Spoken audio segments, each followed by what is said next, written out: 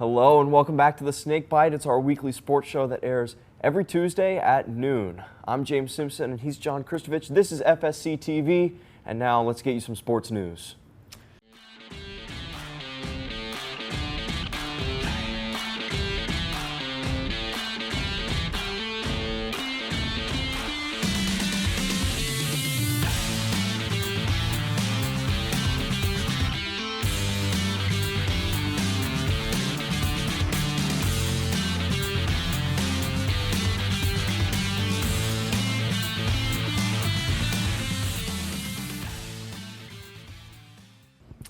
Let's start with golf this week, as both teams have been competing at the Sunshine State Conference Championships over the course of the last couple of days. Let's look at the men who are actually competing here in Lakeland at the Grasslands Golf and Country Club right now. It seemed like every team struggled a bit in round one of the championships, as the Mocs were in 7th place as a team, shooting 6 over. The last we checked on Monday, they've moved up to 3rd after a big day from Johnny Tucker, 2 under. He's in 7th place individually. Yeah, and you mentioned both teams competing over this 3-day stretch. The women's team is competing up at Ormond Beach, and we're tied for 3rd after round 1 with Lauren Perez leading the way. The team dropped a bit after round 2, but Lacey Tucker showed up in a big way to give the Mocs an opportunity to reach the pedestal heading into today's final championship round.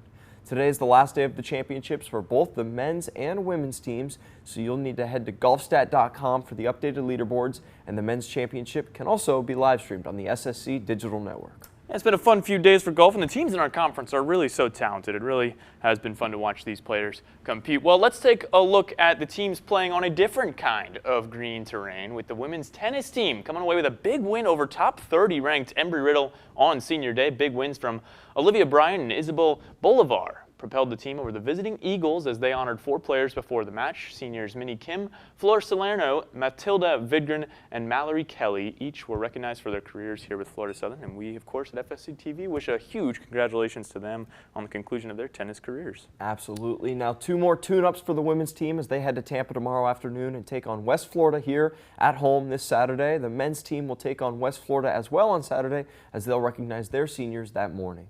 The team dropped 2 contests this week against top-ranked opponents, and it won't get much easier against the 17th-ranked West Florida Argonauts. Both the men's and women's teams will compete in the Sunshine State Conference Championships on the weekend of April 22nd in Bradenton, Florida. That ought to be exciting. And don't look now, James, but the baseball team is rolling. It feels like a couple of times this season we've had our doubts, but they look really good after winning their 5th straight with a sweep over Palm Beach Atlantic and a doubleheader on Saturday.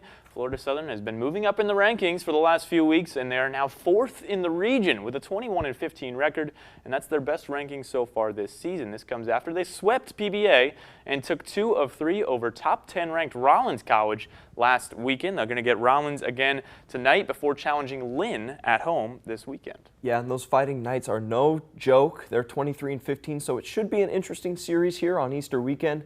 Let's look at their counterparts at Chris Bellato Field, as the softball team is coming off of a series win of their own, defeating PBA twice over a 2-day stretch to improve to 16-19 on the year. They've won at least 1 game per series now for the last month, showing some of that real softball grit along the way. In the wins over PBA, their first conference series win of the year, the Mocs got a big showing from Jessica Bryson, and in the second game of the series, she had all of her team's RBIs to lead the Mocs past the visiting Sailfish. Yeah, good to see the softball team starting to roll as well. And in the last 5 games, we've seen Mocs head coach Mo Triner put a new pitcher in the circle for every single inning. And the Mocs are now 3-2 over that stretch. So, hey, it's working.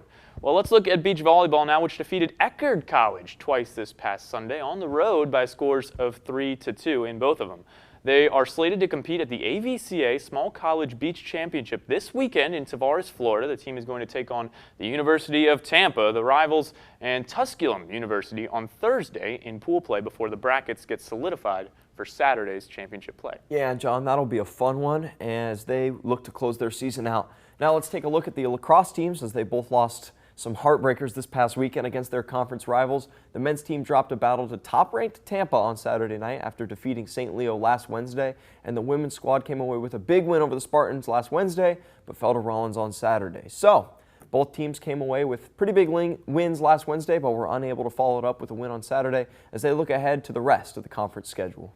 Yeah, James, I think a little bit disappointing, and I think they know that as well, but it goes to show that the conference is really getting competitive here in the last couple of years. The men are going to battle 10th-ranked Rollins on Wednesday. That's tomorrow night, while the women will face St. Leo for the second time this year here at home. It's a doubleheader at Berend Field, the first one of its nature this season, as the women will compete at 4 and the men afterwards against Rollins in what seems like a must-win game for that men's lacrosse team. And so the race only heats up. Should be a really interesting end to the conference season. And the same goes for the track team. James, the weekly update. Yeah, sure thing. So first off, Mason Jones ran a 10K provisional time. For those of you that aren't familiar with how it works, if you run a provisional time and then you are also in the top set of times for your event, you are allowed to go. If you're in the top set of times but you haven't run a provisional time, you can't go to the national race. So Josh Wagner as well ran a provisional time in the 5K, and Ellie Fluman in the 10K ran a provisional time. That's the first official provisional time ever run in the history of the women's program. So it was a big weekend up in Tennessee.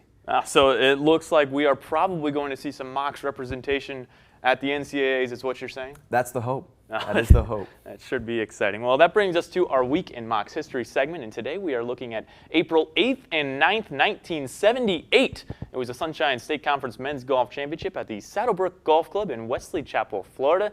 Jim Ankenbrandt won the individual conference championship, and the Moccasins won their first team conference championship in team history in 1978. Including that win, the Mocs have now won 16 team SSC titles and 13 national championships. They look to add to that starting today, the conclusion of the Men's Golf SSC Championships. You can watch that on the SSC Digital Network. Well, that'll just about do it from us this week at FSC TV. I'm John Kristovich with James Simpson. Thank you so much for tuning in. We will see you next Tuesday at noon.